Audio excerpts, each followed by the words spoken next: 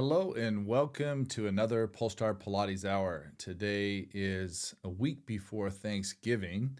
Happens to be my favorite holiday. I love it because I don't have to buy anybody gifts, but I get to express a lot of love and a lot of gratitude. And I am grateful for you.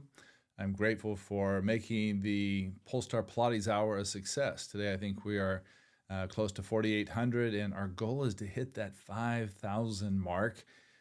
In 2 weeks, I'm going to be talking about mobility, and my new book, The Principles of Movement, will actually be released in early December. That's the plan. That's what they're telling us at the publisher. So keep your eyes open.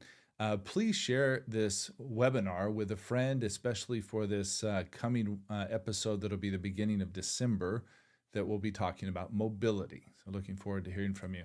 Well, listen, we're going to be talking about autoimmune disease, and in particular, we'll go into a case study about ankylosing spondylitis.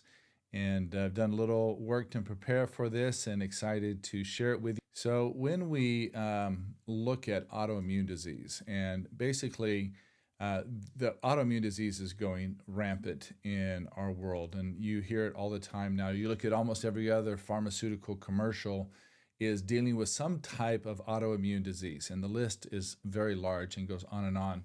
But we know that the immune system is targeting its own cells, right? So it's typically the immune system's job is to identify foreign agents, antigens, allergens, things that could potentially be harmful to us, and eliminate them from our body. In an autoimmune disease, our immune system is so hyped up and sensitive that it starts attacking itself, our cells, right? So it's attacking our own tissues. And this is where we see things like rheumatoid arthritis, or we see multiple sclerosis and Hashimoto's thyroiditis. The list goes on and on.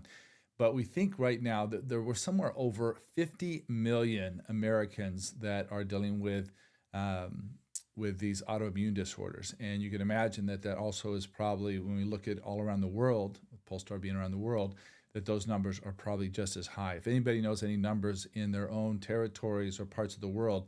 So when we look at hypotheses for autoimmune diseases, there are a number of them out there, and I just put a short list of autoimmune diseases on the right. And of course, today we're going to be talking about ankylosing spondylitis, but I want you to see how many different types, and these are some of the most common ones that we hear about almost on a daily basis. If you're watching TV, you're going to see the psoriatic arthritis and lupus, and I saw myasthenia gravis come up the other day on the news channel. Different pharma, all biological drugs, we call them, that are to help depress the immune system to be able to make sure that the psoriatic skin lesions and the arthritis go away. So we're going to talk about ankylosing spondylitis today. And I also brought my book. I had Melissa do a reference for the book. This is Goodman and I forget the other author, Goodman and Fuller's book on pathology. I use this quite a bit in my own practice, trying to understand the different pathologies. Now, my goal as a physical therapist and a Pilates teacher is to understand how the pathology impacts movement and how movement impacts the pathology. So when we're looking at this pathology today, we know ankylosing spondylitis is an autoimmune disease. Signs and symptoms of it are fatigue, stiffness, lumbar pain, decreased lung capacity, shortness of breath, inflammation in the vascular system, and irritable bowel syndrome are all signs and symptoms. What's interesting about this, and we'll talk about prevalence in a little bit, is it typically is found in young men.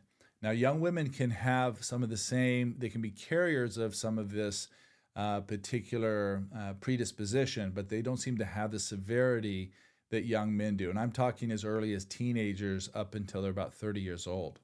The prevalence of this primarily is a chronic inflammation of the spine and the sacrum. When we look at some of the signs and symptoms of this, in the early stage, in the inflammatory stage, if you're looking at the skeleton of the three different stages of the vertebra degeneration, you see healthy spine on the left, and then you see the inflamed one in the middle, and then over time, that inflammation leads to a fusion. So they're literally can get to the point that there is no longer any mobility in the spine. And so typically what you'll see is a loss of lumbar and cervical lordosis. So the lumbar spine gets flat, the sacrum and the lumbar and even in the iliac become fused, the pubic symphysis can become fused, and then the spine becomes fused all the way up. So the risk is that they're going to lose the majority of their mobility due to this fusion in the axial skeleton. If you look on the left, you can sort of see a normal posture.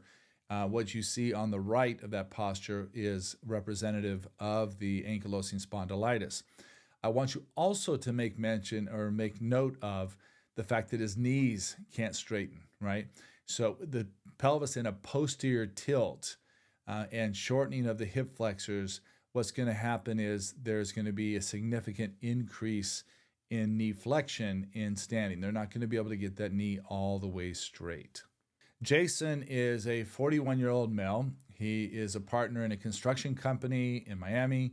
He enjoys hiking, biking, and limited gym workouts. He also enjoys playing piano, is married, and has 2 daughters, 7 and 5 years old. Jason was diagnosed with ankylosing spondylitis 2 years ago, and he was told by his physician to do Pilates. What do you believe you should be able to do? And Jason said hike, bike, and work. Again, his work is construction. Although he's the owner of the company, he's not the one out there hammering the nails or pouring the concrete, but it is a physical job, and he is on the construction site quite often. And I want to be able to be active with my young daughter. So that's his belief. That would then be identified as some of his activities that we would want to make him, allow him to be able to participate in those activities.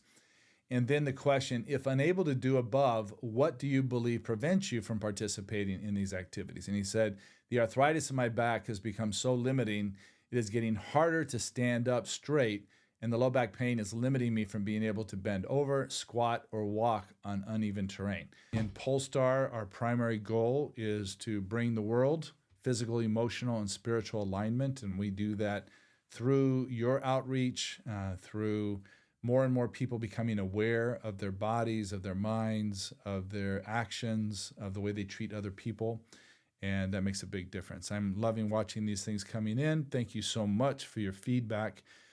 Next week is Thanksgiving, as I mentioned in the very beginning, and we will not have a webinar on Thanksgiving in the United States. I'll be taking that off and enjoying that with some family time. But the following week, again, I will be doing the second principle of movement discussion on mobility. And just to remind everybody in all the chaos that's out in the world, that we need to be kind, we need to be conscious, we need to think and pray and take a stand and stand in solidarity for those that are suffering, and to express gratitude for the abundance that we have in this world. And above all, stay kind, and we'll see you in 2 weeks at the next Pilates Hour. Thank you for watching. Click here to watch more.